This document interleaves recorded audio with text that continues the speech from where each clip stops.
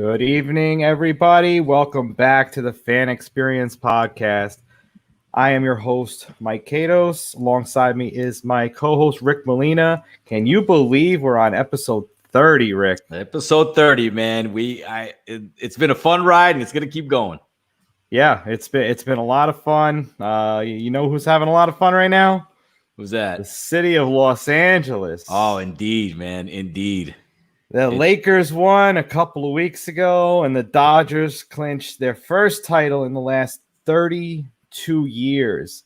And LA is, they're on cloud nine right now. It's blowing up tonight. Our friend Daniel Lugo sent us some video out there of the people in LA blowing it up. So congratulations to them. Yeah, let's play it really quick. Yeah. So this is a clip of what was going on in the streets of LA.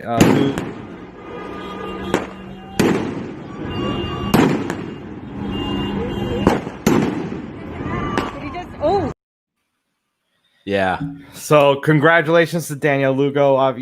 She was our guest last Tuesday, right? Yeah, last Tuesday, game one, and she was sitting there eagerly watching there and hoping that they could pull this one out. And the Dodgers were a favorite before the season even started for it to be Dodgers Yankees and the Dodgers to take it. Well, there was mixed feelings on who would take it, but yeah, exactly. I thought the Dodgers would take it. There was clearly the better team. They had, more of the right pieces in place. Yeah. And, the team on paper ended up winning it at the end. And, obviously the Red Sox trading Mookie Betts and Mookie Betts winning his first year there. Yeah, I don't know what the Red Sox. And they got him locked up for another 11 or 12 years. Something like that. So they're going to have a little bit of a run, I feel. But let's talk about the Tampa Bay Rays. Obviously they had a great series. They kept fighting throughout the entire postseason. So let's be real about that. They did limp in a little bit to the World Series because they let the Astros come back and win 3 in a row, and then they ended up closing it out in the game 7. But on this game 6, Blake Snell was dealing. Yeah, man, dealing, and then he gets pulled. Yeah. So I don't know. You look, man. This is some things like it's called the eye test, right? Like believe your eyes, like what you're seeing, and what Cash did. The manager of the Tampa Bay Rays. And first of all, congratulations against the Dodgers. Great season. The City of Angels, world champions, first time since 1988. Remember Oral Hershiser back in the day. Tommy Lasorda and all that. Kirk Gibson hitting that home run in that playoffs, but. Getting to this series real quick. The Rays were on their way to a game 7. Like they were on their way to a game 7. All the pressure would have been on the Dodgers. They would have brought up the whole Clayton Kershaw thing again. You would have had all that talk. And here you have a guy who's, like you said, he was dealing, and they pull him because he gives up a blue pip to the 9-hitter, and he's got Mookie Betts coming up. And it's just this is again analytics, and everybody's talked about it for the last couple days or so. This is analytics. This is data guys getting involved in the game when they shouldn't be. Like at some point, you got to let players play. And in this case, they didn't let players play, man. They took it out of his hands. They took it out of his hands. They took the fun out of the game, out of the fans' hand, the fans viewing, right? Mookie Betts is laughing over there with Dave Roberts going, could you believe this? They pulled this guy. And what happens? They take off. They score 3 runs. Mookie Betts hits a home run, kind of put it away there. And you could tell it just sort of took the life out of the team, man.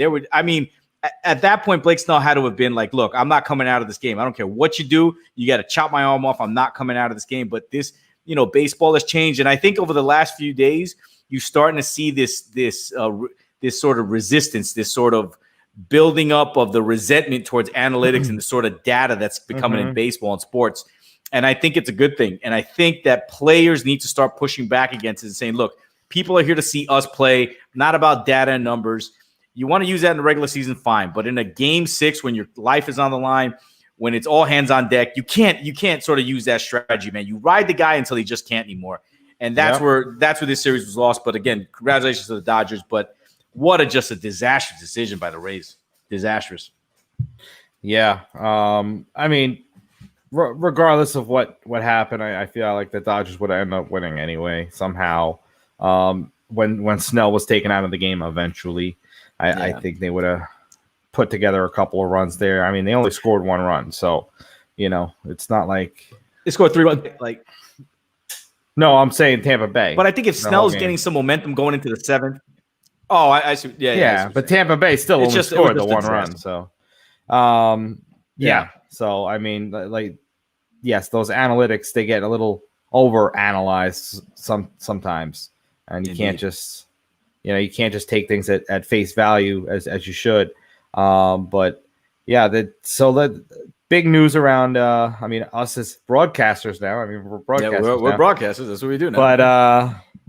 But, Craig Carton, longtime WFAN broadcaster. Obviously, many of you probably know the story, with him embezzling money and, using it on gambling debts.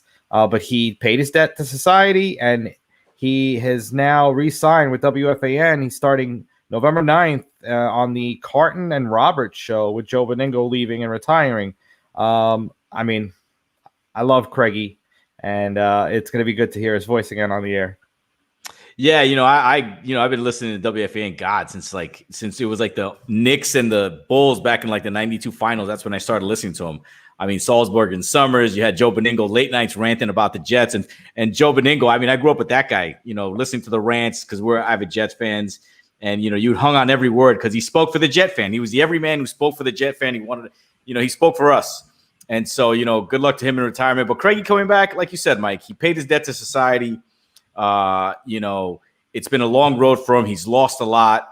And it's good to hear him back. I want to see what the mix is like with Evan Roberts, because Evan Roberts is like a data guy. He's like kind of a geeky guy. He'll tell you who the third baseman of God knows what team is. He'll remember a stat from like 6 years ago. And then Craig is just like this sort of ball of energy, kind of off the wall. It's going to be interesting to see. But look, I think it's going to be good for FAN. It's good for the listeners, kind of younger crowd. I feel like Boomer was that data guy.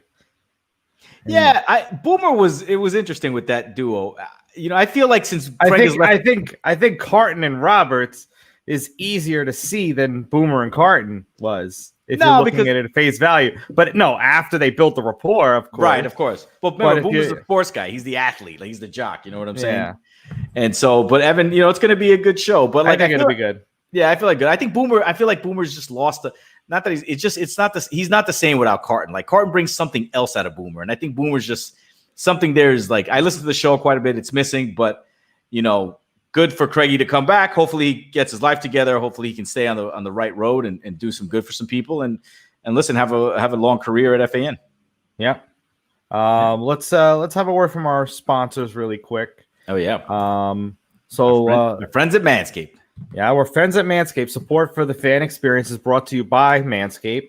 Manscaped is the best in men's below-the-waist grooming. Manscaped offers precision-engineered tools for your family jewels. Yeah, man. I mean, you ever had those times, Mike, when you're like, man, I'm dying down here and I got to hack this thing off, and you got to trim it down and you got to find a way to get your stuff all straightened out down there where, you know what? This Manscaped thing is just the way to go. You put that newspaper down there and you start trimming away, and next thing you know, dude, you're like a newborn baby down there.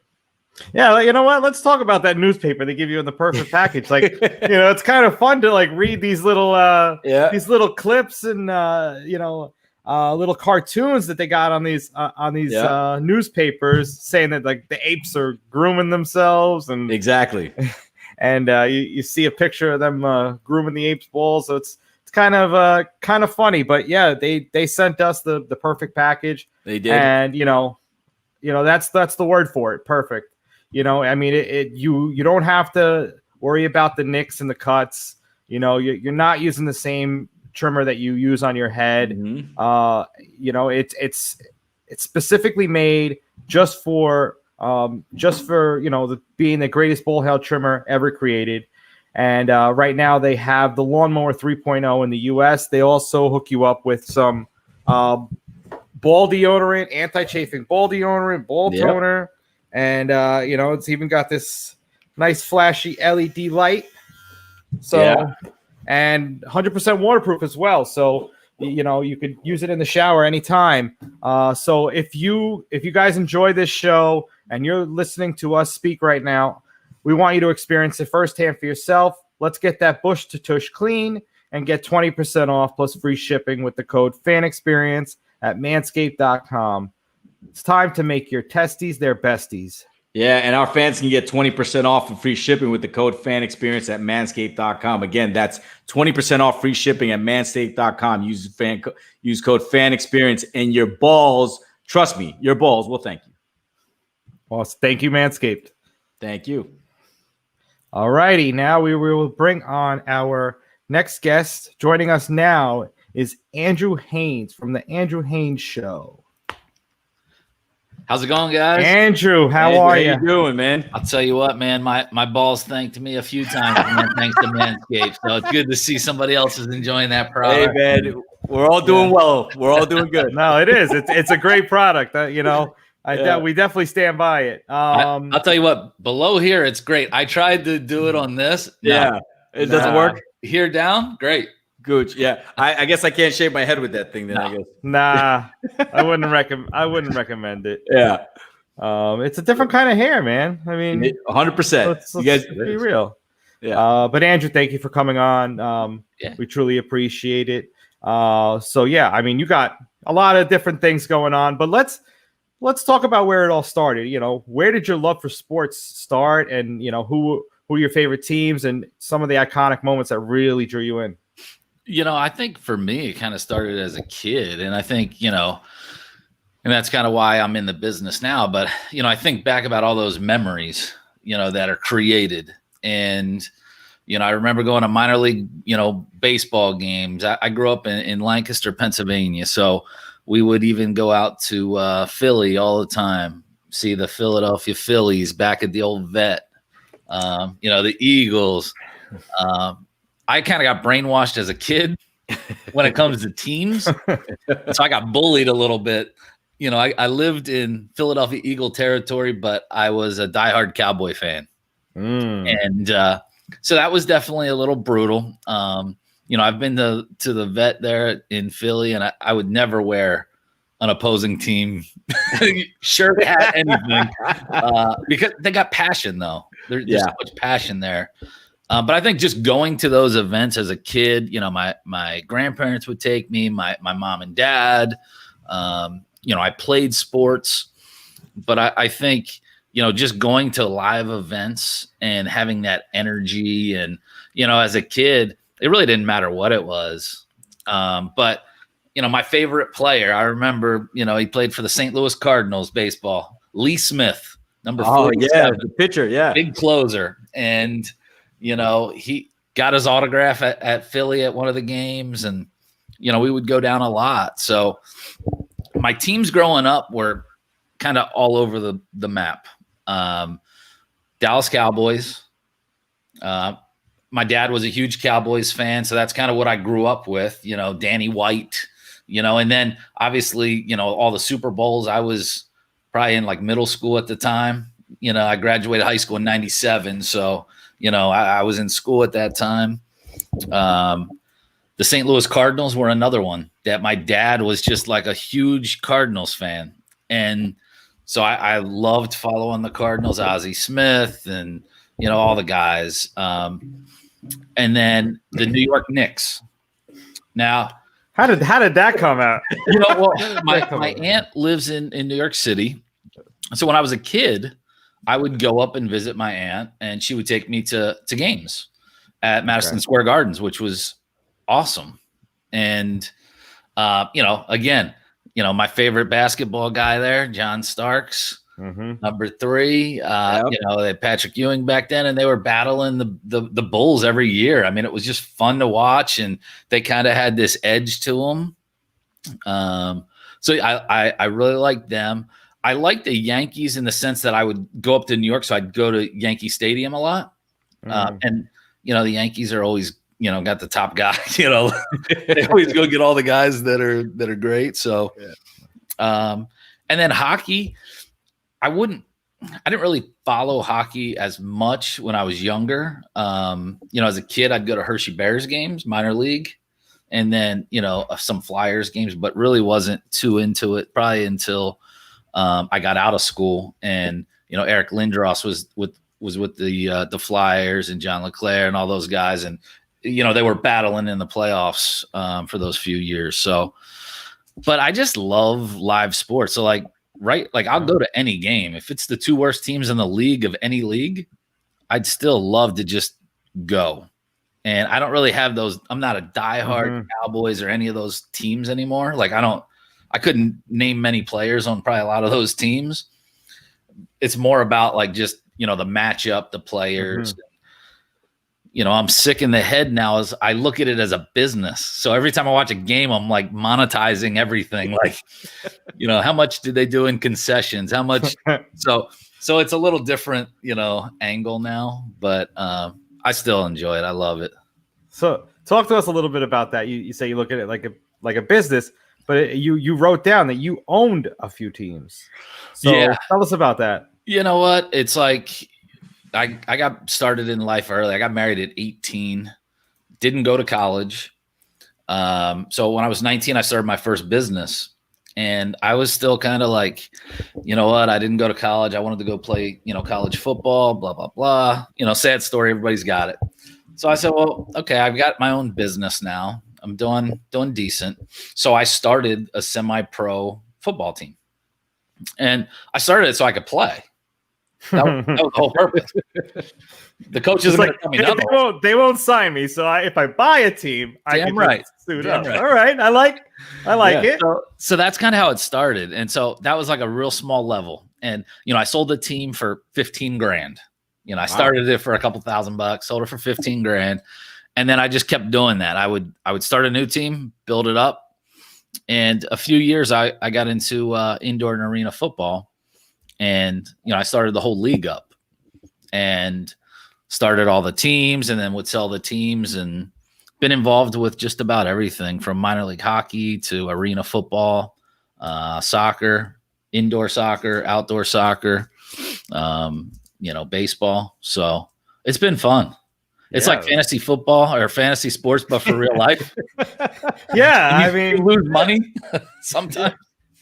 Oh man, we got some hecklers in the crowd here.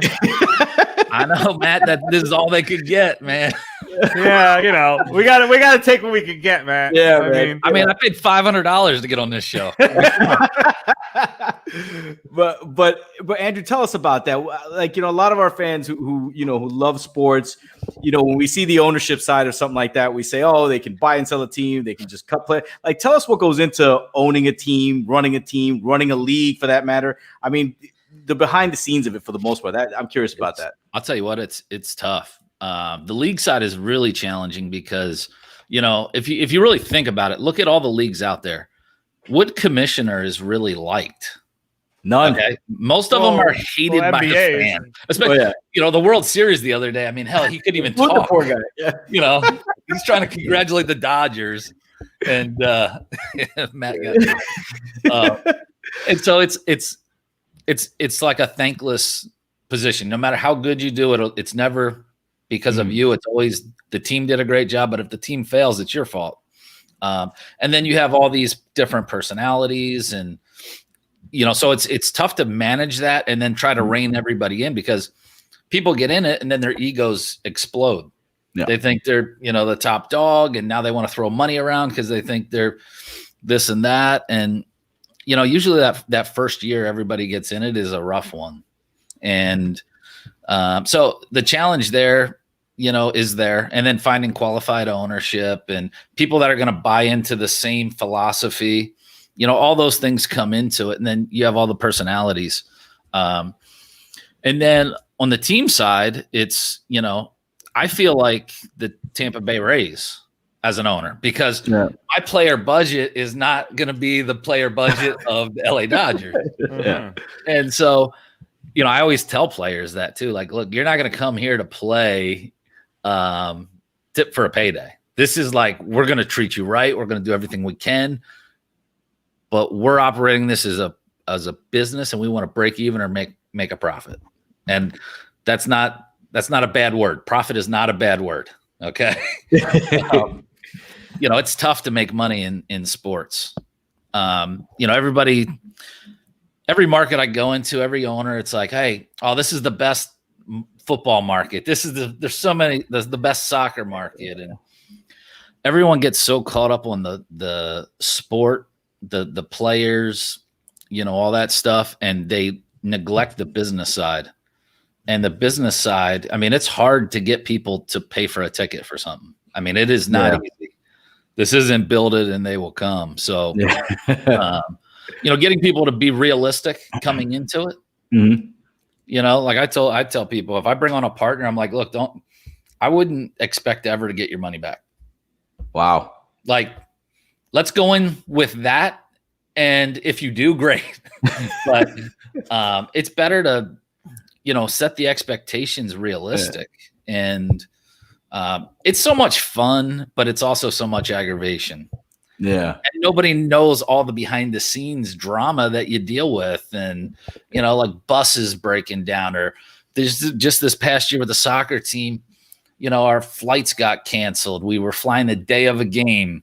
The team had, it was up in Baltimore, Maryland. They had almost a sellout at the arena there. And it's like, we had to take a bus from Orlando to Tampa, and then we get there. They had to delay the game an hour. Like, just so much stuff that I'm going to write a book at some point. Yeah. Because there's a lot of cool stories that just people wouldn't believe. And what would you say has been the most enjoyable? So you've done arena football, soccer. I mean, you've done so many things. Which one would you say out of the sports that you've done is the most one that you've actually enjoyed? That you like, you say, hey, this is a great time, and I don't want to get out of this one. Well, I think, when I owned in St. Louis, I had an indoor soccer team and arena football there. And that market was pretty special. That's probably my biggest regret in business, is selling off the soccer team there. Wow. But I mean, you have some good ones, so in St. Louis, I did really well. My daughter graduated high school. We were like, hey, we want to move back to Florida now, because we moved from Florida up to St. Louis to kind of launch the teams. And, we got back to Florida, and I'm like, man, I want a team, I want a team close by. Yeah. I mean, because really, as an owner, there's so many perks to having a team where you live. I mean, it sounds stupid, but I don't pay to eat. Like, I go out to eat. Like, there's places that just give you free food, you never pay for anything. Yeah. And so, obviously that only goes so far. You want to make money, but the owner benefit, I've traded out vehicles, custom diamond rings for my wife, like all kinds of stuff you could barter, and just vacations. So, it's definitely got that. So I went from that to Florida, which was the complete opposite. So I just pissed away pretty much all my money. Wow. And so it's taken me a few years to kind of slowly crawl back. But that's the challenges at the low level minor league, sports. Yeah. Yeah. Yeah. Well, that's certainly interesting. And to all of our viewers, it's definitely, if you ever thinking about buying a team. Yeah, we should buy a team, Mike. We should talk to Andrew about buying a team. I heard you guys. Yeah, we're looking to buy the Mets or the Jets. The Jets. I was listening to your last show. The Jets. Oh, thank you. Yeah, the Jets. Yeah. We want to buy them. I mean, they're going to be worth pennies if they keep up this current trajectory. And my first order of business: fire Adam Gase. I don't care that you need a lot of different pieces in place. That's the one piece that I want out of place. But yeah, so the next time though, what I'm going to do is I'm going to put together a large group. Yeah. And so it's not a big financial risk for anybody. People can put in 25, 50,000, on up and have a small piece. It's not going to be a full-time gig. You're probably not going to see a return until we sell it, but put together a nice sized group where, people have different skill sets that can throw in a few hours a month in help, come out to the games, help promote it, and not be stressed out. I mean, I've been a majority owner with almost every team, and I'm not a money guy. I mean, I've done well, but depending on the year, I mean, have had a lot of money in the bank, and then sometimes I've been broke in the bank. Yeah. And so I'm not, some of these owners in the league that I was in, 50, 100 million plus net worth. I mean, I'm nowhere near that. I mean, so, just putting together a nice group where you can have fun, go to the games, be the big shot, I'm down, Mike. Let's do it. I'm in, man. Sign me I got up. my first 2 guys. Yeah, let's go. But a lot of people want to be. I know I'm not hiring as head coach. So this would be a way for people to get involved. No, go ahead, Mike. I'll follow up in a minute. Go ahead. No, I completely want to go in on this with you, Rick. But and how many people? So how do you find these people, right? Like, you're putting together partnerships, but do a lot of people approach you and say, "Hey, Andrew, I'm interested in a team. I'm interested in a partnership." I mean, is it people approaching you, or do you just sort of reach out to people and look for them? Both. Both. So, obviously, like when I'm in a market and I own a team, you always get approached from local people that are business owners. They're like, a sports fan. Oh, I want to be involved. Okay, well, $50,000, $100,000, you can have a % or whatever. So, I mean, it comes that way, but then too, like and I've done this just like within the last few months, I posted on LinkedIn. Wow. Looking to form an ownership group. And I get like 30 people message me. Now out of that 30, maybe like 5 could actually do it. But, I mean, that's the nice thing. And that's, hopefully as I continue to build up my network and connections, that it's just easy. And then you find people that you like, because you don't want to be stuck with some, dickbag partner that is going to make your life miserable. Yeah, I know. We'll have to do 2 different teams then. Yeah, exactly. Now, are you just based in Florida, or does your ownership branch out as well, or do you just keep it within your locality? Yeah, I mean, right now I don't have any ownership, but it's been throughout the country, primarily East Coast, and Midwest. I haven't really gone too far. I haven't gone more west than St. Louis. So, but I mean, I was aggressive back then. Now I'm almost 42, so I'm like, okay, we gotta rein it in a little bit. Don't want to have to keep starting over. Yeah, but you're sitting there at almost 42, and you've owned leagues and teams, and some of these big time team owners are not really buying these teams until 50s, 60s sometimes. So, it's a big risk. And, let's face it, a lot of people are afraid of the risk factor. I mean, I've laid it all on the line, man. I've put everything I own on the line. Like, I'm shocked I haven't been divorced, man. I've been married 23 years. And, I've put it on the line, and it's scary. And so a lot of people don't want to do that. And it's different. A lot of successful business people get into it, and it's hard to describe, but you can't operate it like a traditional business, and there's a learning curve there. Yeah. No, I definitely going to need to learn more about that when that time comes a little bit closer. So let's talk a little bit about LinkedIn. Obviously, I see you all over the place on LinkedIn. You got a couple of different shows that you got rolling, but one of them, like you said, you wanted to build your network and stuff. So there was one that I even caught last night, teaching people how to use LinkedIn, and how to network in the right way, and how long ago did you start that? What made you go about going that route? Well, like that one was really a brainchild of Matt, who was just busting my balls earlier. But it's like LinkedIn is such a great platform, and it can be such a tool. And, I'm kind of at a point in my career where, I'm more about, I'd rather help other people. I think I've learned a lot over the years, and man, I've taken some falls. I've fallen on my face dozens of times, and I think I can help people maybe avoid that or reduce that and kind of get there faster. So, the whole point with that is like, let's use the platform. On LinkedIn, I'm connected to over 25,000 people. So it's a great way that we can reach, the masses. And, I'm just a huge believer in LinkedIn. I mean, my LinkedIn has exploded in the past 12 months. It was always decent, but in the last 12 months is when I really focused on it and, trying to give free advice, free help. There's no strings attached. And that's what's cool with Matt and Jill and everybody else that participates in those things. We're all genuine. They're genuine. Like I'm not plugging a website to sign up for coaching or any of this other stuff. I mean, it's all like, hey, we'll do these free sessions and, we'll do them as often as we can, as long as we have good content to put out, stuff that we feel is valuable for people. But anything that we can do to help, is a plus.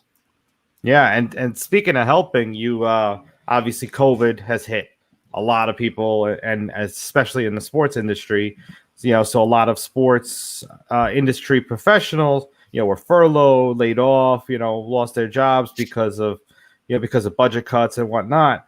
But you started something during quarantine called Free Agent Fridays, where you interview all these furloughed, sports industry professionals.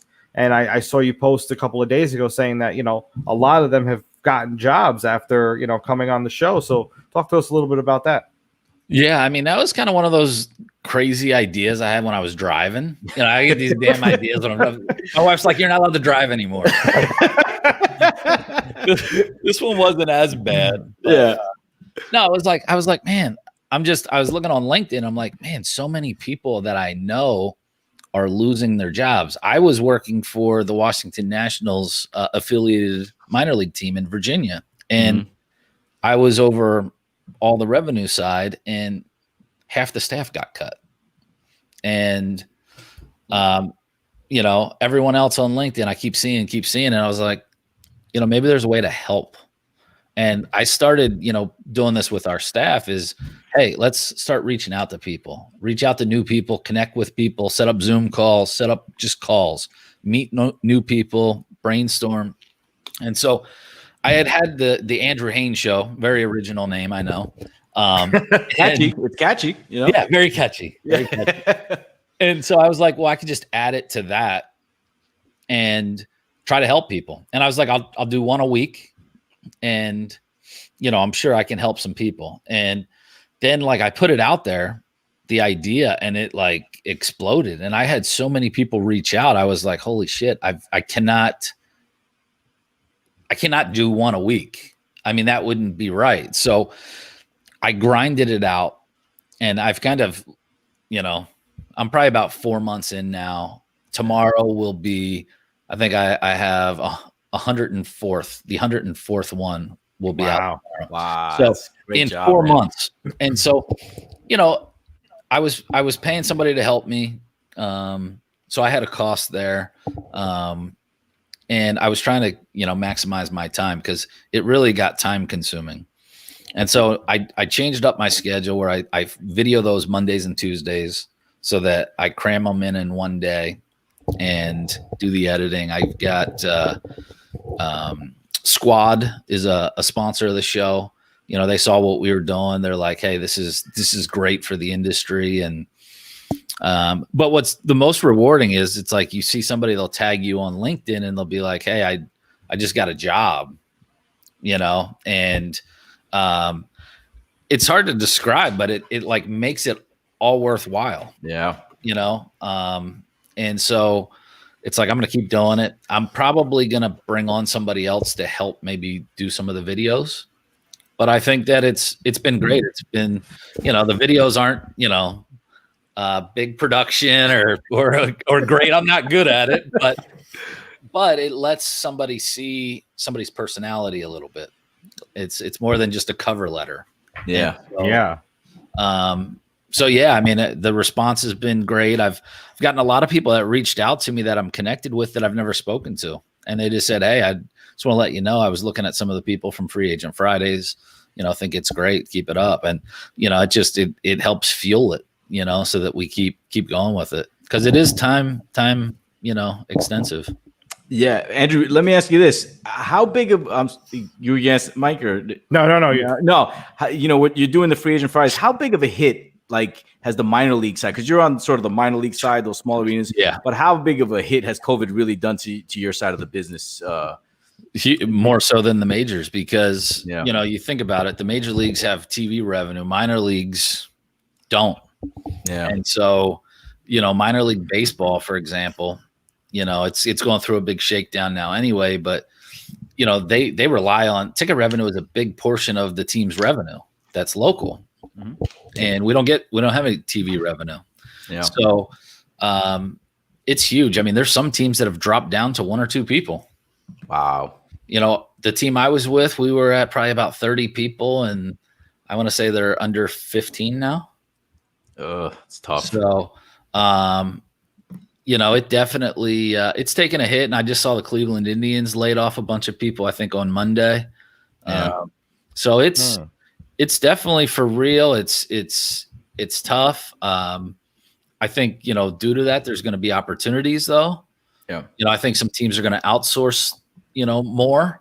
I think teams were probably a little heavy staffed to begin with, so they might be a little lean, moving forward. But man, it's affected so many people, and I'm talking like good people. It's one thing if you're just a dipshit and you get fired. Sorry, I think hopefully we're just internet. No, hey man, this is a free fall over here, man. Go ahead. Yeah, I just ain't bad. There we go. If you're that, then I don't have the sympathy for you. But if you're a good person, you do a good job. Like that's what's tough, and that's the people that I have on my show. It's like they didn't deserve to get fired. Yeah, they're good workers. They're good people. They're people you want. But it's as an owner, I get it. I mean, because I look at the dollars and cents. It's like, okay, well, I can cut right now, and it's tough, man. It's tough because it's people's lives. Yeah. I mean, I'm trying to build something myself, and right now we have to go lean. But there's a lot of people I want to bring on and help us out. But right now it's just not in the cards. It's just the way it is. Rick, you could. I was going to say, you mentioned something about outsourcing. So do you think in sports owners are going to start sort of outsourcing some of those jobs out there? You think? Absolutely, they already do. And so like, I've had like it's called HSE agency. It's just my consulting, LLC. But I mean, teams would hire me to help boost their sales or help, train their staffs or, kind of get in there and do some of the dirty work. So I think, where teams are really heavy is in ticket salespeople. So in every level, NBA all the way down, because it takes so many people to get that many fans in the stands. There's a lot of cost because it's a lot of space too. So you have to have that office space. You have to have all the benefits and yada, yada, yada. And so I think as things get back, there's going to be teams that will find companies if there's services out there that would be outsourced ticket departments, or some already do it with premium ticket departments where they'll outsource the sale of suites and club seats. Same thing on the partnership side, sponsorships. They'll hire agencies like mine or others out there, and the employees would work for me instead of the team. And then, it's just a little bit more efficient for the team sometimes on the short term. So I think there's going to be a lot of great opportunities in the near, future with that. Because let's face it, as a salesperson, especially in sports, there's a cycle. You don't just, okay, we're going to start selling today and revenue starts coming in today. I mean, especially when you're talking partnerships and premium, those are relationship driven and they take time. To sell a $500,000 deal is typically not a one-day thing. So to kind of help that curve, I think they're going to look to outsource as they're ramping their staffs back up. Go ahead, Mike. Yeah. No, I just it's crazy. You don't really think about how much goes into, every little nook and cranny of building the team. And, it's great to see somebody that's done it on a, low and a high level, so it's, you understand exactly what's going on, and it's refreshing to hear. And now we got my team is getting railroaded a little bit. But that's the thing too, though. It's like, so I can understand, like the ownership, like it's so much more than just getting players. And that's all, like fans, that's typically what we think about. We see it's like, why didn't they get this guy? And it's like, when I own teams, I always sign the players because it's my money. Okay. And, if I tell the coach, this is your budget, they always are going to exceed the budget. They're always going to get there, and they're not going to maximize the money. It's my money. If I don't have to pay you more, why would I pay you more? The coaches, They just go off the budget and they'll do it. So again, the Rays mentality of, that tight budget, it's just unique in that sense that, you have to be looking at it more than just, oh, okay, the stats from this guy here. On paper, it might. I've had teams look like, damn, get our rings ready. Let's start designing them. I'm dead serious. I said this before the season. I was like, there's no way we get beat. Yeah. And then there's other years I'm like, shit, we'll be lucky to make the playoffs. And then we're like, we win every game. And so it's like, trying to get that chemistry portion of it, in team sports is crucial. You got to have the right mindsets and people that mesh well together. Because if you have two superstars butting heads, it's tough. And then at the major league level, there's so many more pieces to it. Yeah, well, I mean, I know you've done stuff with sales and stuff for the the minor leagues and the majors. But have you ever looked into becoming like a GM? I mean, if you know a lot about these players and have signed the players yourself when you were an owner, would you go in for a GM position one of these days? Yeah, I mean, it's tough because I'd have to start so low, because the NFL or for example, to take a risk on someone like me is too risky. I don't have the experience at that level.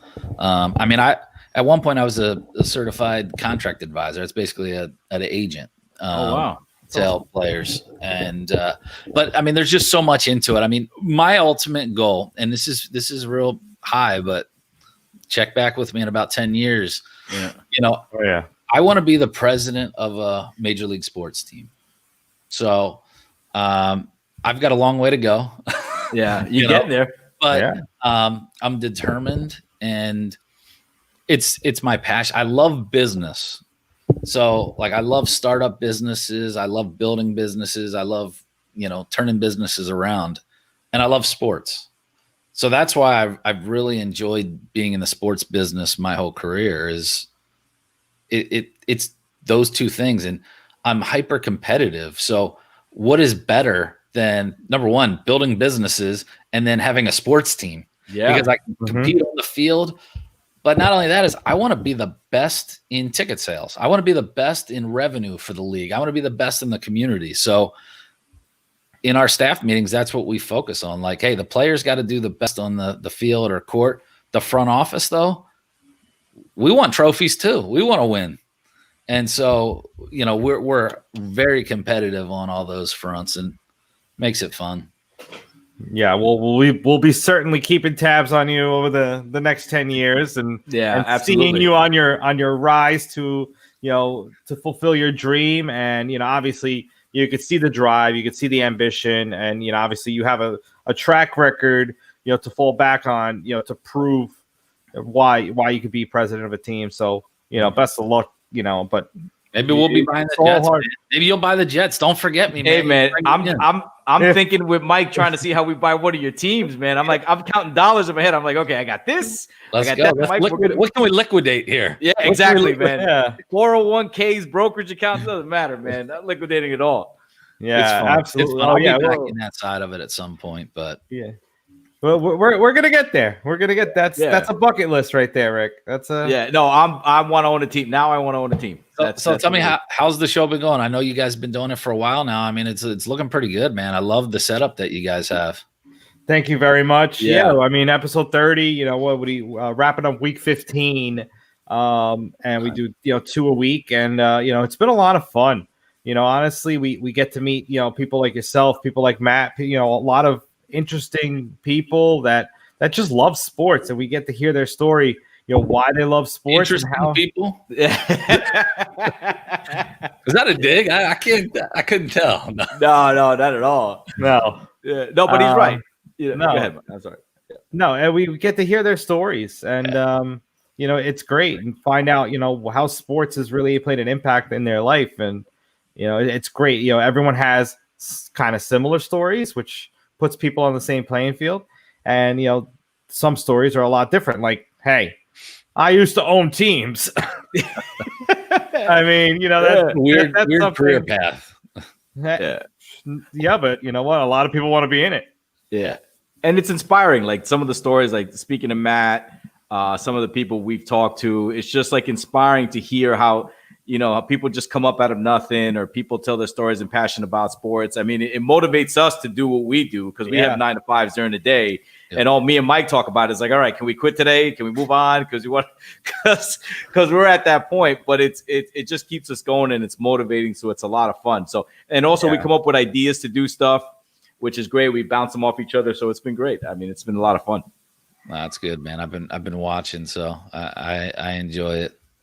Well, I appreciate it. Like you we said, appreciate you watching. To meet new people, man. I've met some great people too, and I'm glad I had a chance to chat with you guys. No, I'm glad you came on, man. Much appreciated. Yeah, I mean, I went from like 200 connections on LinkedIn like last year, and now I'm over 1,000. And you're sitting there, you got 25,000. I'm like, wow, I gotta. You know what it is? Is just it's about getting active and staying consistent. Yeah, well, the thing is, like this podcast, reaching out to people, trying to book some guests. I'm out there and I'm connecting with a lot of people, and talking to a lot of them. So it's not like they're blind connections. And I raised it a few hundred in the last few months just because of this alone. And right now we're booking into February. Did you guys apply for LinkedIn Live yet? We did, and I am working on it. Matt gave me a little bit of a hack, so let's see if that one so we're just works. Because I'm like 2 weeks. I'm 2 months in right now of my review. So I want to get it on LinkedIn too. Yeah. So.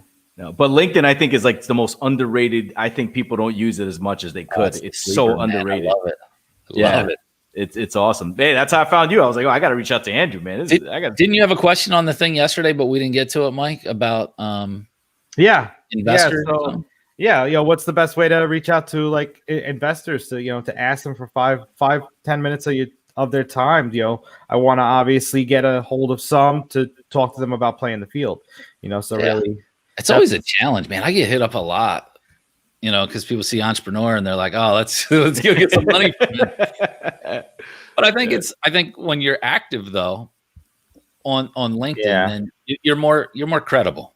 Yeah. So I think if you have kind of what I call a ghost account, where you don't even have a photo or you don't really have any info out there, it's like, I don't want to waste my time. Yeah, no, that's why I want to be a little bit more.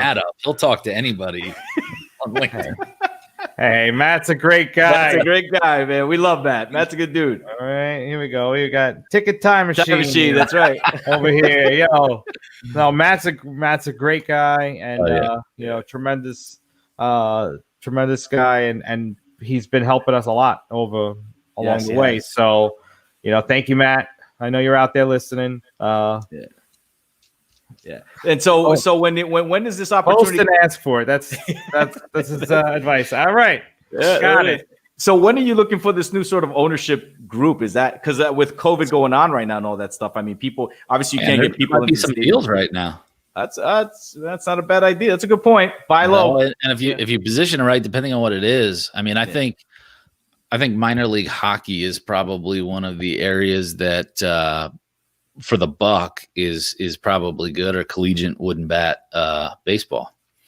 But at some point, people are going to want to get out. They're going to get back out to events. Yeah. And you need a lot of time to ramp up. So, Yeah. you know, you want to give yourself a good year or two to really build and develop and not be stressed out. I mean, I've turned a team around in like 4 months, man. That's you don't sleep. It's not. I don't want to be medicated and it's not for the faith of heart. No, but it's a grind. It's a fun grind though. Yeah. Everybody thinks it's sports. It's not work, man. It's tough. It's not easy. Workload. Yeah. So we'll get that thing going soon. I mean, really, it's about finding the right people. You know, you get a couple people in there. You know, there's a hockey league out there that, you know, has some good opportunities, and, you know, just finding the right market then too. So it's, once you have the capital, then it's like, okay, what are the top 5 markets that you'd put it in? Mm-hmm. Right. You know, what's going to be the lowest risk? What's got the most opportunity? And then decide what everybody wants to go. Yeah, hey, we want to go all out. We want to kind of play it in the middle. You know, where do we want to be? Hey, man, it's all no risk, no reward, man. I think you got to put your chips on the table, man. You got to go all in. For sure. Yeah. So sure. Let's do it. We're joining on. You know, that's our Cash App is. Your Cash App. You can't. I don't know if we want to send money to Cash App to buy a team. I don't know. It's a little. Quick pay. We'll quick pay. Is like the popular thing, right? Yeah. No, we'll send the wire. So that's make it safe. You don't do wires. They charge for that stuff. Oh, all right, got it. Fair enough.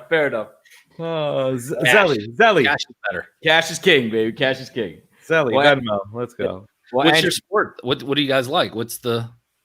Go ahead, Mike. You can start first, and then I mean, if I was gonna buy a team, I'd probably buy a minor league baseball team. Affiliated teams are so expensive. Yeah. Millions and millions. The money that you make there is going to be on the sale, but some of those will go down. But I mean, a low level with a shitty stadium, and I'm talking like horrible stadium. One was like over $8 million last year that I was looking at. I'm just like, there's no way. And it was losing, you know, $500,000 a year. Yeah. I'm like, okay, yeah, that's not for me. Like, one of these bigger guys, maybe, but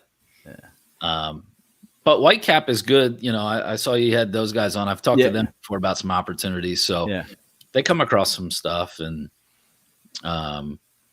you know, there's definitely opportunities out there. So you're a baseball guy. How about you, Rick? Yeah, I'm a big, you know, I love football, but I'll tell you the one sport that I just see growing in popularity is soccer, man. Like I saw that it's big. I mean, especially in Florida, California, here in New York, that's the big one, man. If you can find a good market with a good crowd base that goes to watch soccer games, you can do real well. You guys both in New York City? Yeah. But listen, I go every year I go to Florida for a week just to like sort of just unwind. So I won't have you need the team in a place you want to go. Exactly. Yeah. So I don't have a problem going down to Southern Florida to Miami or Tampa or whatever. You want to set up a team down there. I've been trying to find something to put in the Keys. I'm like, I was telling my wife, can we put a team in like Key West or something? Yeah. But I think soccer is the one that's because it's just exploding. Kids are playing it a lot. Obviously, fans are getting away from the contact sports like football and stuff. So, I mean, listen, I think soccer is a great play. Yeah, soccer is a good one. Yeah. No, Rick's bucket list is to do the show from Key Biscayne, right? Yeah. My bucket list is when me and Mike can be the guest down there. Hell yeah, man! We'll do it right by the beach, see the view. I mean, the whole thing, man. Nice. Smoke a couple of cigars. All right, that's a good studio. Yeah, there you go. Yeah, there you go. Well, we don't even need the banners behind us anymore. Nah, man, we're good. No, we're good. Well, thank you, Andrew. Yeah, thank you, man. Yeah. Thanks, man. I'll talk all night, so you got to cut my mic off. It's like, hey, listen, we can go for another hour if you want. All these interviews lately have been going over. You know, it's hard to cut them short at that the 30-minute mark. So well, thanks, guys, man. Let's definitely keep in touch. Yes, let's keep in touch. Absolutely. Have a good one. You too. Thank you, Andrew. All right, have a good one. Bye bye. All right. So we can own a team at Play the Field Stadium. Yeah. Playing the field. Playing the field at the field. Yeah. I don't know. Whatever. It's a work in progress, people. It's a work in progress. Yeah, but I can tell you right now, Mike, we're gonna make it happen where we will own a team. We will find a way to do that.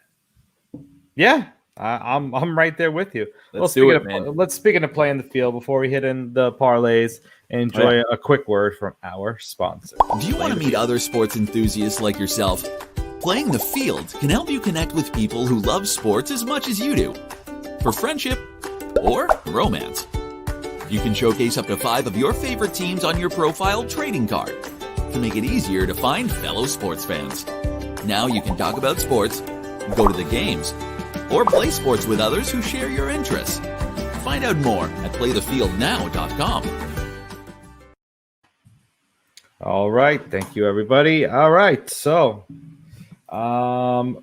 we touched on the Dodgers. We did. Right? We got Craigie out of the way. Talked about Tua taking over last week. Yeah. I wanted to get into Justin Turner for a minute. Yeah, let's get into Justin Turner for a minute. I mean, look, here's the thing, and I heard a lot of people over this saying, well, the guy was on the field for 7 innings, World Series, baseball. At the end of the day, man, it just marred everything. It just set such a bad example for what's going on in the country. It's almost like a big FU to like the protocols. Like, at least that's the way I felt like to me. And I'm speaking for myself here. I just felt like it was a big, like, you know what? I'm going to do what I want. To hell with everybody else. I don't care who I put in danger. Yeah. And he almost makes it seem like, it's not a big deal. Listen, if I was Manfred and all that disrespect and all that went on, I would drop the hammer on him, dude. I'd suspend him indefinitely. I'd give him like a $1 million fine. Like, I would send a message that this kind of behavior, especially during this sort of pandemic, was completely unacceptable. I would fire the guys, let them out. I'd take a draft pick from the Dodgers. That's how upset I would be about this. And that's just me speaking for myself. Because you can't just flout these protocols, man. Dave Roberts just recovered from cancer a couple of years ago, and he was sitting next to him with no mask. What if he gets sick? What if other people get sick? Like, he didn't think of other people in that moment, and he was like, I'm doing what I want. I don't care, and screw everybody else. And it was just the behavior was just so inappropriate. And that's my 2 cents on it, man. That's how I feel. Yeah, I mean, I could certainly attest to, like, the emotions are high, with all this going on, but, you're in a position to show everyone that you're better than all the other people that are out there infecting people. So it's like, it's something that he should not have done. Like, there's other ways. There's other ways about it. Just wait and do it all virtually. I mean, there's not going to be parades. It's not going to be anything like that. It's funny. It sucks that we're in this time. I mean, man, it sucks, it's horrible. But the fact that we're in it, and that you're infected with it, and you're contagious, you're going to seriously just undermine everything and just say, I don't really care. I mean, to forget about the fact that was the last game of the season, so it's not going to affect the MLB. Right. It's not going to affect the MLB for the next 2 weeks. Yeah. But it's going to affect people, on a person level. So, like you said, Dave Roberts, he had cancer and, probably immunocompromised and whatnot. Yeah, and, man, he's got to be careful. So, I mean, it's something that he should not have done. Absolutely. Yeah. 100% agree with. But what are you going to do? I mean, all it takes is somebody to get sick. Yeah, man. A few minutes, and you can't take it back at that point. Yeah. And not even that, but it took away from the celebration. Thanks, Maddie. Thank you, Maddie. Thank you for tuning in. We appreciate it. Thank you for your help as well. Yeah, thank you for your help, man. We appreciate it. But just the fact that, I lost my train of thought there for a second, but just the fact that it took away, that's what I was going to say. It took away from the championship, man. Like, it took away from the victory because I know it just became about that. Like, it should have been about, these guys on the field and winning. So I don't know. Well, no, I mean, I still think it's about that. Like, I don't, obviously it's a big wrinkle there, but, you can't take it away from from the No. Dodgers. It's still a big victory. Let's touch on some Week 8 lines. Let's do it. We got some good games this week. We're a little over an hour here, so let's try to. We'll do rapid fire. We'll make this rapid fire. Try and rapid fire. All right. Steelers Ravens is always a good matchup. The Ravens are favored by 3.5 in Baltimore. I see the Pittsburgh Steelers covering and possibly winning this game. Dude, I'm with you. Mike Tomlin, the best coach in the league. I'm telling you, he's just so underrated. Does Dez start this week? And I don't know. I don't think they start him this week. Is he even implemented into the game plan? I don't know if he's in the game. Yeah, that's what I mean. I don't know that he starts this week, but I just love what the Steelers are doing, man. And if they get a lead, and you've seen it, how Lamar Jackson plays when he's behind. Yeah. All right, you pick the next one. All right, next game on tap, and this is going to be an interesting game here. We got the New England Patriots +4 at the Buffalo Bills. This, I think, is a must-win for the Patriots. So we'll see how Cam responds. Right now, I'd have to say I'm taking Buffalo -4. Yeah, I'm taking Buffalo. Buffalo has not been, impressing anybody in the last 3 weeks. I mean, they had to struggle to beat the Jets. I mean, they only field goals. I mean, when people were scoring touchdowns left and right against the Jets all season, and then the Bills obviously did not look good against the Chiefs and did not look good against the Titans. So they are limping into this game, but the Patriots have a bigger limp than the Bills do, I would say.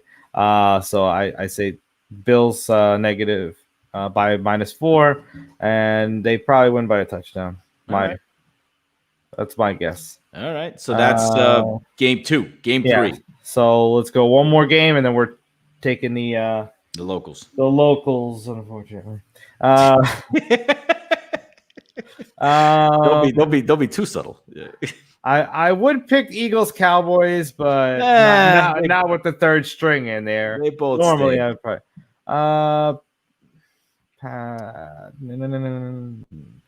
Let's go Niners Seahawks. Yeah, that's the one that caught my eye. That's Niners Seahawks.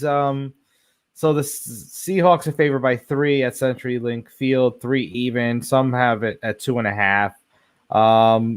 I like the Seahawks by 2. If it's 2.5, I like the Seahawks.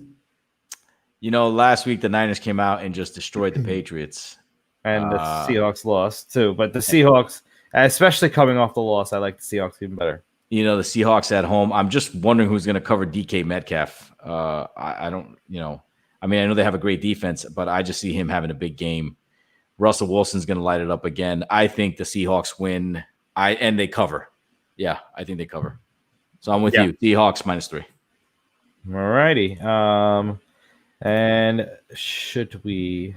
We'll do Giants and Bucks. Start Giants and Bucks first.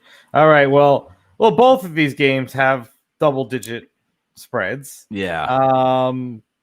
The Bucks and the Giants. It's at MetLife. Giants? It's at MetLife on Monday night. It's at MetLife, and the Giants are getting 11.5 points. I got them at 12 here. Yes, there's some 12s. There's even a 10.5 I have here too. I see a 10. Yeah, I see it so too. It's varying a little bit, but let's just say 11 is 11 the average. Let's say 11. It's not pretty. No Godwin this week. Okay. The Buccaneers. And Antonio Brown does not start until next week. Mm-hmm. So, Tampa Bay. Tom Brady, MetLife Stadium. Monday night. Against the Giants. Tom Brady and the Giants have had some history. There's no Eli, so it's not correct. Tom Brady versus Eli, but regardless of who the quarterback is, and Tom Brady, what did they win 45-20 against the Raiders last week? Yeah, they were just on fire, man. I don't like huge spreads like this, but I think I got to go with the Buccaneers by winning by 2 touchdowns. I'm with you on that one. I think Brady throws for he has another 350, 360 game. throws for 3 or 4 touchdowns. I think they're going to cover easy. Question, and here's the other thing. Daniel Jones is going to give up the ball. I mean, that's what he does every game. He throws a pick or something. He does something to turn the ball over, whether it's a fumble or a pick. So I just see that unless they sleepwalk through this game or Brady somehow gets hurt, I see no reason why they don't cover. Yeah.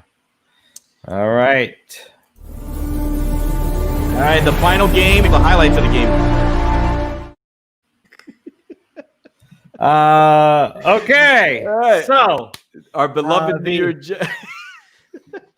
I love that thing. The Jets are in Arrowhead Stadium, and the Kansas City Chiefs are favored by a low number of 19.5 points. Chiefs all the way. They're losing by possibly 28. You think the Jets lose by 4 touchdowns? I think they lose by 4 touchdowns. Wow. I'm gonna have. I think this is the game that Patrick Mahomes finally gets it right. Not to mention Le'Veon Bell scoring 3 of those. Yeah, I'm with you, man. And looking at Adam Gase on the sideline as he's walking into the end zone. So I think this. I think Sam is going to throw another pick because he'll just have one of those brain farts in the middle of the game and throws one of those most ridiculous passes. However, they scored 10 points last week? Was that what they scored last week? Yes. I think they scored 2 touchdowns this week. How about that? So they'll score 14 points. Oh, the Chiefs defense has actually been pretty well, playing pretty well. I think. Well, yeah, and they did have. You know what? Let me take that back. They only had 4 yards of offense. Didn't they have 2 defensive scores last week against that? Yeah. Who they play? Denver? The Jets did have an immaculate 4 yards of offense in the second half. You know what? You're right. This thing's going to be 28-0 at the half, probably 42-10. It's going to be one of those lopsided Jets losses. And then, are they at the bye week next week, or is it they're at the Patriots next week? They're at the Patriots next week. I think it's the Patriots. And then after that debacle, we get to the Adam Gase, sort of walking the plank, so to speak. So, but no, you're right. This week the Chiefs are going to win like 42-10 or something like that. So they'll cover. Yeah, I agree. All righty. Well, that was a great show. That was an awesome show. We wrapping up week 15. I mean, we had a whole week's worth of sports ownership talk. I mean, that's right. Yeah. So all you aspiring sport team, ownership wannabes out there, definitely rewatch Tuesday's episode. Watch this one from the beginning if you missed a little bit, and we will see you next week. We got a great, another 2 great shows in line for you. Starting Tuesday at 9 p.m. Eastern, Facebook, YouTube, and Twitter, and hopefully LinkedIn. Yes. If anybody out there from LinkedIn is watching, if you can move up our application, that'd be nice. Yeah. So hopefully LinkedIn, we can get it live there as well. But thank you everybody, and have a great night. Good night, everybody. We'll see you next week. Enjoy the games. Week 8 of NFL football, because that's the only sports on now. Well, you got college. And if you're a Jet fan, go for a walk or do something. Yeah. Rick will be. All right. Have a good night, everybody. Good night, everybody. See you next.